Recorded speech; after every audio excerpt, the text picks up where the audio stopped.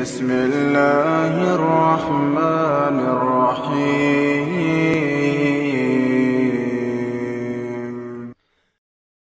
Bagaimana cara mengetahui hati kita itu sehat, sakit atau mati?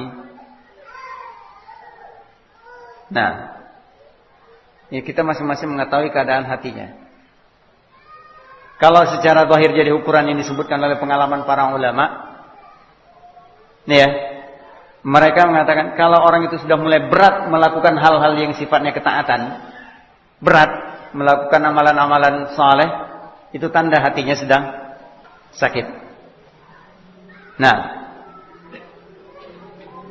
mendengarkan ayat-ayat Al-Quran kayaknya sesak, nah, berat, nah, itu ada tanda hatinya sakit.